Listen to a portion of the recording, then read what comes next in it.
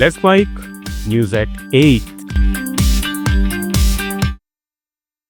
तमिलनाडु के मुख्यमंत्री MK. Stalin ने प्रधानमंत्री नरेंद्र मोदी की उस टिप्पणी पर पलटवार किया है जिसमें मोदी ने दावा किया था कि डीएमके बिहारियों को परेशान कर रही है।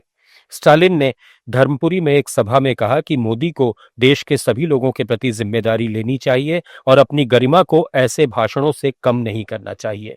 इस बयानबाजी से 2026 में होने वाले तमिलनाडु विधानसभा चुनाव से पहले भाजपा और डीएमके के बीच तनाव बढ़ गया है।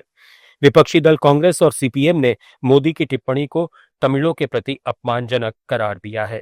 பீகார் மாநிலத்தில் என்ன பேசியிருக்கிறார்? தான் எல்லாருக்குமான பிரதமராக விளங்கி கொண்டிருக்கக்கூடியவர் மோடி அவர்கள். ஆனால் அங்கே போய் என்ன பேசுகிறார் என்று சொன்னால், தமிழ்நாட்டை காட்டி பீகாரில் வெறுப்பு பேச்சை பேசியிருக்கிறார். வந்தாரை வாழ வைக்கக்கூடிய தமிழ்நாட்டை எல்லோருடனும் சகோதரத்துடனும் பழகக்கூடிய நன்மை பற்றி இந்த மண்ணில் வாழக்கூடிய எல்லாருக்கும் நல்லா தெரியும். கடந்த 1ஆம் தேதி राघोपुर विधानसभा क्षेत्र में राजद उम्मीदवार तेजस्वी यादव ने प्रधानमंत्री नरेंद्र मोदी पर तीखा हमला बोला है। भोजपुर की सभा में तेजस्वी ने कहा कि जिसकी जैसी भावना उसकी वैसी सोच। हम नकारात्मक बातें नहीं करते, लेकिन प्रधानमंत्री जब बिहार आते हैं तो बंदूकों की बात करते हैं, जबकि गुजरात में कारखाने लगाने की। हमने पहले कभी किसी प्रधानमंत्री की भाषा का इतना गिरा हुआ स्तर नहीं देखा। जिसकी जैसी भावना हम लोगों की भावना नहीं, हम लोग नकारात्मक बात नहीं करते। प्रधानमंत्री जी को पता नहीं ऐसे शब्दों से क्यों प्यार है। गुजरात जाते तो फैक्ट्री लगाने की बात करते, बिहार आते तो कट्टे चलाने की बात करते। हमने आज तक इतना प्रधानमंत्री जी का गिरा हुआ स्तर नहीं देखा। भाषा क्या बोली बोलते हैं, अरे काम की बात करें प्रधानमंत्री जी, अपना विजन बताए, अपना हिसाब दे, ऐसी बातें करें। उन्होंने कहा कि चुनाव के बाद कांग्रेस और आरजेडी एक दूसरे का साथ छोड़ेगी। जिसकी जैसी भावना उसकी वैसी सोच। कर्नाटक के मुख्यमंत्री सिद्धारमैया ने 5 और 6 नवंबर को बेंगलुरु स्किल समिट आयोजित करने का ऐलान किया है।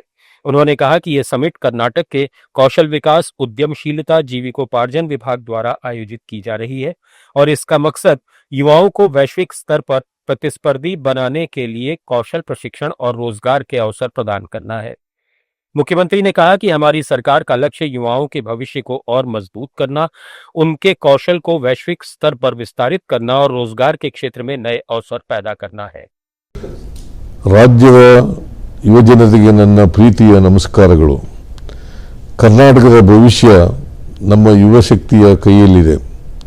ಈ ಯುವ ಶಕ್ತಿಯ ಭವಿಷ್ಯವನ್ನು ಇನ್ನಷ್ಟು ಬಲಪಡಿಸಲು, ಕೌಶಲ್ಯಗಳನ್ನು ಜಗತ್ತಿಗೆ ತಕ್ಕಂತೆ ವಿಸ್ತರಿಸಲು ಮತ್ತು ಉದ್ಯಮ ಕ್ಷೇತ್ರಗಳಲ್ಲಿ ಹೊಸ ಅವಕಾಶಗಳನ್ನು ಸೃಷ್ಟಿಸಲು ನಮ್ಮ ಕರ್ನಾಟಕ ಸರ್ಕಾರವು ಕೌಶಲ್ಯಾಭಿವೃದ್ಧಿ, ಉದ್ಯಮಶೀಲತೆ ಮತ್ತು ಜೀವನೋಪಾಯ ಇಲಾಖೆ ವತಿಯಿಂದ ಬೆಂಗಳೂರು ಕೌಶಲ್ಯ ಶೃಂಗಸಭೆಯನ್ನು ಇದೇ ನವೆಂಬರ್ 5 ಮತ್ತು 6ರಂದು ದಿ ಲಲಿತ್ ಅಶೋಕ್ ಬೆಂಗಳೂರು ಇಲ್ಲಿ ಆಯೋಜಿಸಲಾಗಿದೆ। ನೆನಪಿಡಿ, ಇದು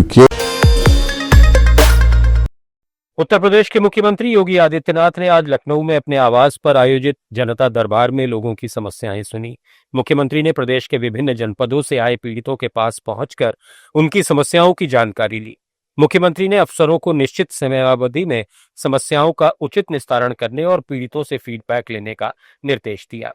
इस दौरान करीब 60 पीड़ितों ने अपनी अपनी समस्या से मुख्यमंत्री को अवगत कराया। फरियादियों से मिलने के बाद मुख्यमंत्री ने कहा कि सरकार हर प्रदेशवासी की सुरक्षा और सम्मान के लिए संकल्पित है। पुलिस से जुड़े मामलों पर मुख्यमंत्री ने कहा कि पीड़ित व्यक्ति की संतुष्टि आवश्यक है। जमीन पर कब्जों से जुड़े मामलों पर मुख्यमंत्री ने तत्काल जांच करके कब्जा हटवाने का निर्देश दिया। न्यूज एट 8 में फिलहाल इतना ही। जुड़े रहिए लेट्स माइक के साथ। आप सुन रहे थे let's mic more than radio. Follow कीजिए हमें हमारे सोशल मीडिया प्लेटफॉर्म्स पर। It's time for news. It's time for More Than Radio. Presenting the first radio news app, Let's Mic. Let's Mic, a news-based app on your phone where you get to watch and listen